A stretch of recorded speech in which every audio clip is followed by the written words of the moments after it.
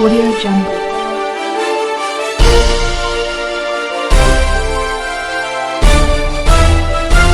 Audio Jungle. नमस्कार दर्शक बंधु गुड मॉर्निंग फ्रेंड्स। आज हूँ अगस्ट मास 20 तारीख मंगलवार। आज किसी गुरुत्वपूर्ण खबर जानिया ता पूर्व वीडियो लाइक कर चैनल को सब्सक्राइब कर पाखा बेल आइकन प्रेस कर ऑल सेट कर दिंतु। चलते संपूर्ण खबर पर नजर पकाइबा। केंद्र सरकार देशर कोटी कोटी चाषी को आर्थिक रूपे स्वावलंबी करने पर प्रधानमंत्री किसान सम्मान निधि योजना चालू रही।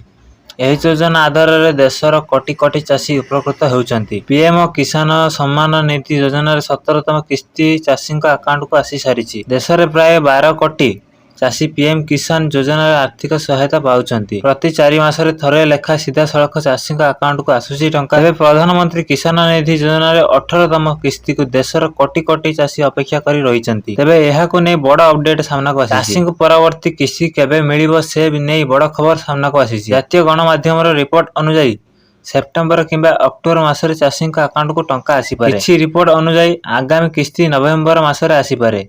तेबे वर्तमान सुधा केंद्र सरकार पक्षर अधिकारी भावे से कौन घोषणा करा जाय नहीं।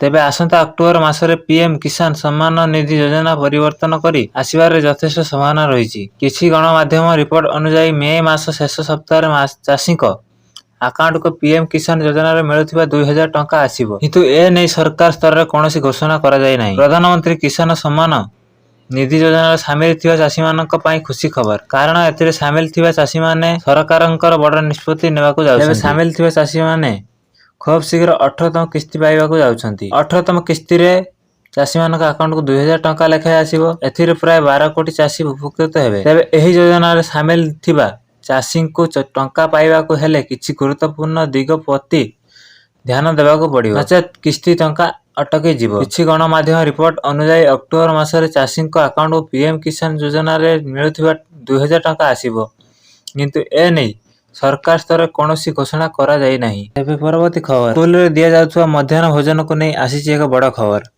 पिलांका पय तयारी हेउथुवा मध्याह्न भोजन योजना रे एक बड़ परिवर्तन हेबा नै आलोचना करा जाउछि। एथर मध्याह्न भोजन रे एही खाद्य न देबाकू सरकारक चिट्ठी लेखि अनुरोध करिसेंती जने डाक्टर। एभली खाद्य खाइबा द्वारा पिलामानक उपर खराब प्रभाव पकाउथिबा आशंका करा जाउछि। एथिपई मधुमेह किंबा मोटापण भली रोग ग्रास करिथाए।